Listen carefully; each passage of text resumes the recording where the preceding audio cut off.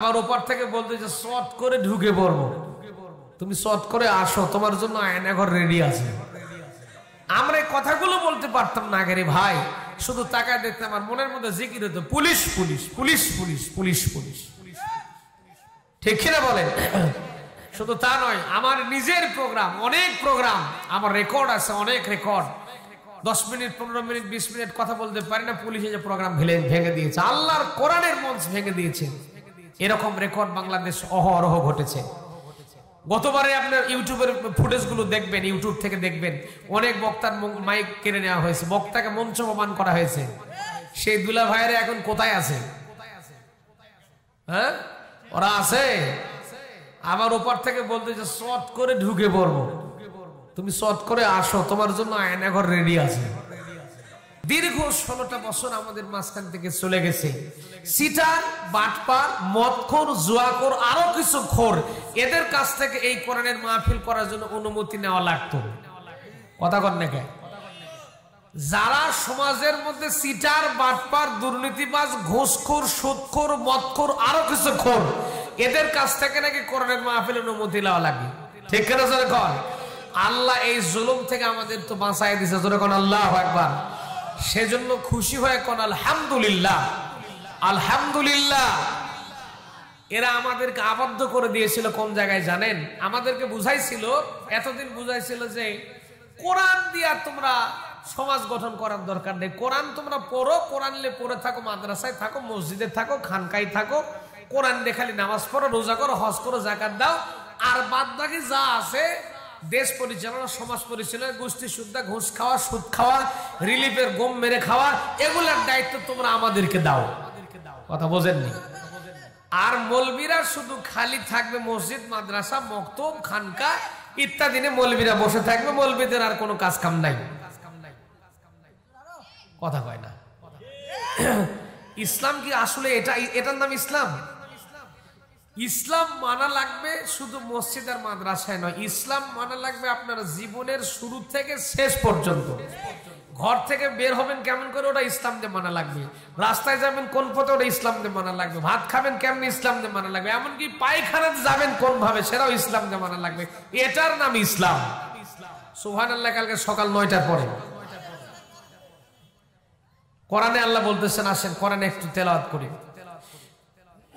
আল্লাহ রাব্বুল আলামিন বলেন, وَمَن يَبْتَغِي غَيْرَ الْإِسْلَامِ دِينًا فَلَن يُقْبَلَ مِنْهُ وَهُوَ فِي الْآخِرَةِ مِنَ الْخَاسِرِينَ।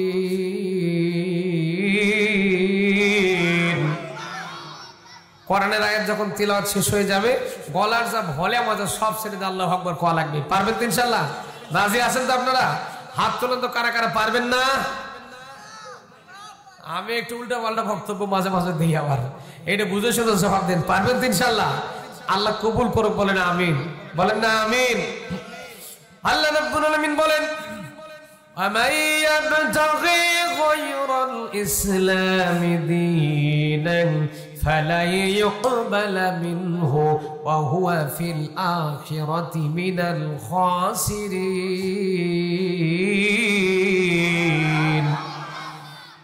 আল্লাহ রাব্বুল আলামিন বলেন, দুনিয়ার মানুষ লক্ষ্য করে দেখো, এই দুনিয়াতে ওয়া ইয়াবতাগি গায়রাল ইসলামি দীনান।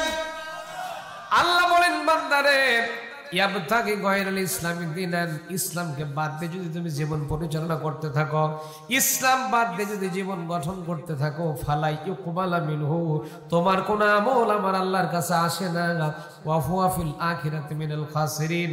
আর ইসলাম বাদ দিয়ে যদি জীবন পরিচালনা করতেই থাকো, আর তাহলে কিয়ামতের ময়দানে তুমি ক্ষতিগ্রস্তদের কাতারবদ্ধ হয়ে যাওয়া।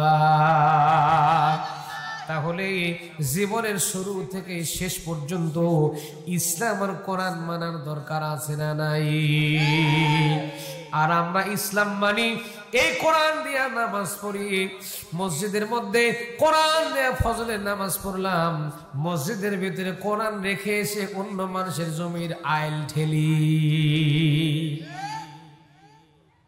তবে কয়া ভবানীপুর কয়াতে তুলে এদিকে নাই, এগুলা কাম, এগুলা সব ওই দিকে হয়, এদিকে আছে।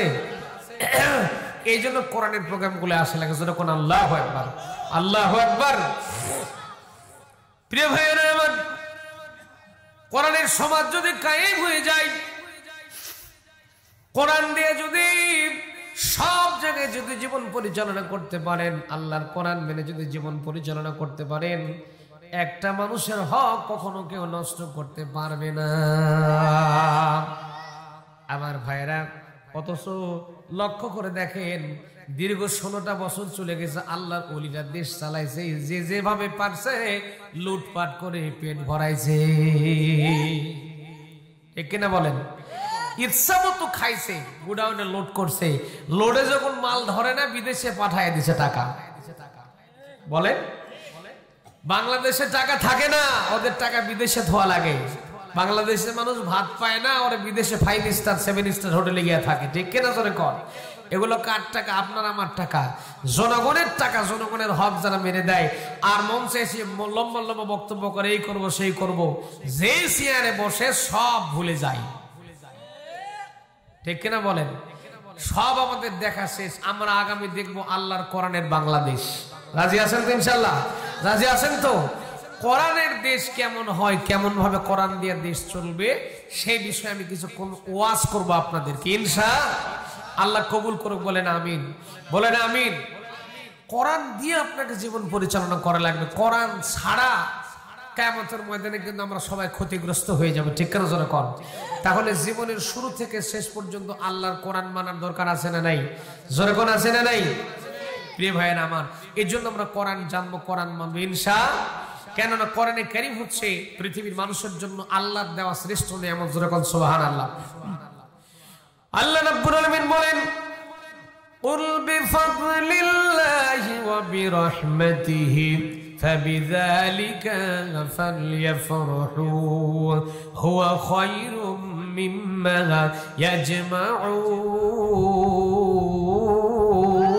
ইয়াজমাউন।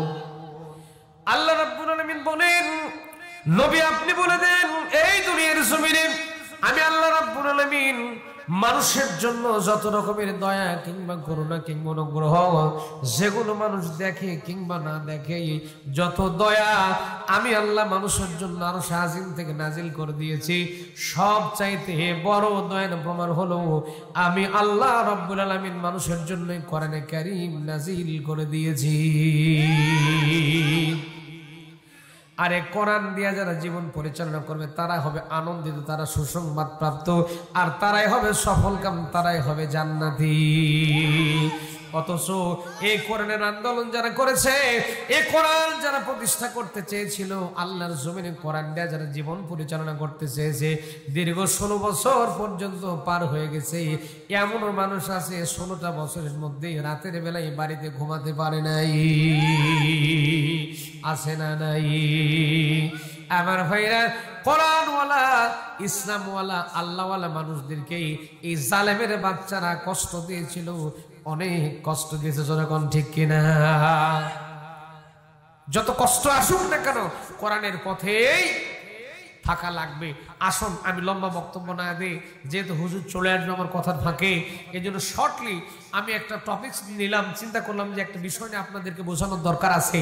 কোরআনের দেশ হলে কেমন চলবে আমি আজকে আপনাদেরকে বোঝাবো হলো বিচার ব্যবস্থা। কি ব্যবস্থা? কথা কয় না। বিচার তো আবার কোন বিচার? ন্যায় বিচার। কি বিচার? বিচার করা লাগবে। কি বিচার? ন্যায় বিচার করা লাগবে। ন্যায় বিচার যারা করে না, আল্লাহর কোরআন বলতেছে ওরা কাফের। কে বলতেছেন? এখন যারা কাফের হয় তাদেরকে বুঝে আল্লাহ জান্নাতের মধ্যে ঢুকাবে নাকি? কথা বলেন। দীর্ঘ 16টা বছর চলে গেছে, মানুষ তো সব ন্যায় বিচারের মধ্যেই ছিল। কথা কয় না। ন্যায় বিচার তো পেয়েছেন তো, তাই না?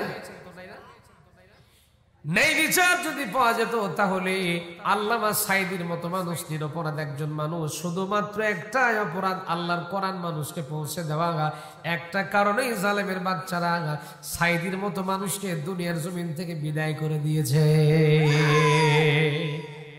একটাই কারণ, আল্লাহর কোরআন মানুষকে বোঝাতো। যখন ঠিক কিনা? আমরা এই কথাগুলো বলতে পারতাম না আগে রে ভাই, শুধু তাকায় দেখতে আমার মনের মধ্যে জিকির হতো, police police police police police police. ঠিক কিনা বলেন? শুধু তা নয়, আমার নিজের প্রোগ্রাম, অনেক প্রোগ্রাম আমার রেকর্ড আছে, অনেক রেকর্ড। 10 মিনিট 15 মিনিট 20 মিনিট কথা বলতে পারি না, পুলিশে যে প্রোগ্রাম ভেঙে দিয়েছে, আল্লাহর কোরআনের মঞ্চ ভেঙে দিয়েছে। এরকম রেকর্ড বাংলাদেশ অহরহ ঘটেছে। গতবারে আপনার ইউটিউবের ফুটেজগুলো দেখবেন, ইউটিউব থেকে দেখবেন, অনেক বক্তার মাইক কেড়ে নেওয়া হয়েছে, বক্তাকে মঞ্চ অপমান করা হয়েছে। সেই দুলা ভাইয়েরা এখন কোথায় আছে? হ্যাঁ, ওরা আছে? আমার ওপার থেকে বলতে যে শর্ট করে ঢুকে পড়বো, তুমি শর্ট করে আসো, তোমার জন্য আয়নাঘর রেডি আছে।